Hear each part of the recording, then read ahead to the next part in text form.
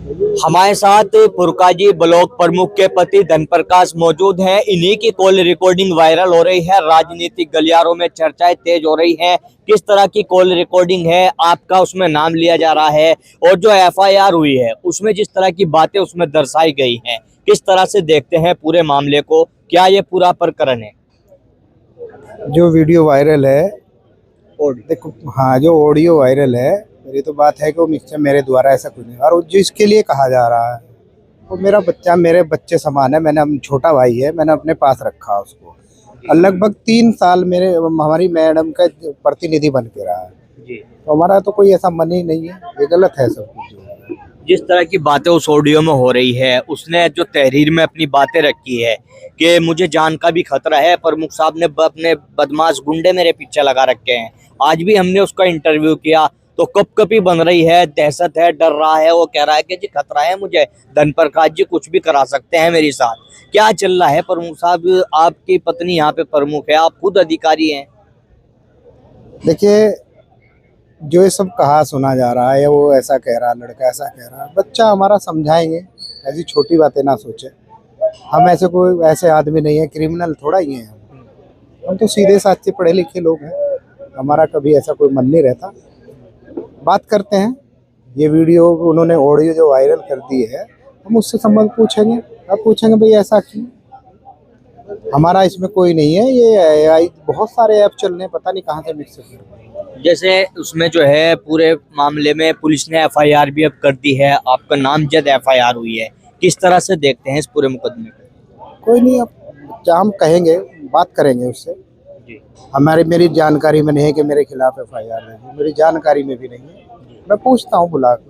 आज भी हमने यहाँ पे देखा ब्लॉक में इस समय जो मीटिंग चल रही थी, इसको नाम जन सुनवाई का दिया गया, लेकिन एक पंचायत एक तरह से यहाँ पे की गई है। आपकी पत्नी जो यहाँ पे प्रमुख है, वो जिस तरह से एक कैबिनेट मिनिस्टर का नाम लेकर उन पे आरोप भी वो लगा रही थी कि काम में बाधा बनते हैं, काम में रुकावट पैदा करते हैं। प्रमुख है भाई, उनके सामने समस्या आ रही तो अपनी बातें कह रही। समस्या, वो ब्लॉक प्रमुख है यहाँ से भाई। वो राजनीतिक है, मैं तो राजनीतिक नहीं हूँ। राजनीतिक है बेचारी, अगर उनके सामने समस्या आ रही तो अपनी बातें कह सकती है।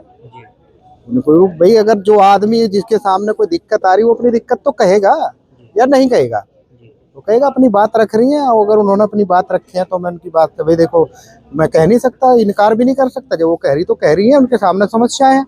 गरीबों का अगर वो काम कराना चाह रही है, अगर कोई रोक रहा है उस चीज को, गलत बात है। कुछ लोग मिलजुल के काम करना चाहिए सबको। कुछ लोग आपके जो है यहाँ आने पर भी जो है सवाल उठाते हैं। आप एक अधिकारी हैं, सहारनपुर में पोस्टिंग है, फिर आपका क्या मतलब बैठता है? ब्लॉक के कामों में इंटरफेयर आपका क्यों होता है? इस चीज को लेकर भी यहाँ पे राजनीतिक गलियारों में चर्चाएं हैं कि आपका मतलब क्या बैठ रहा है पूरे इसमें? आप इतनी जनता खड़ी है, सामने सबसे पूछो कि मैं कितना बैठता हूँ। मैडम प्रमुख है हमारी भाई। मेरा कभी कभार ऐसा तो होता है कि कोई विशेष बात है तो मैं उनके साथ में आ जाता हूँ कभी कभार।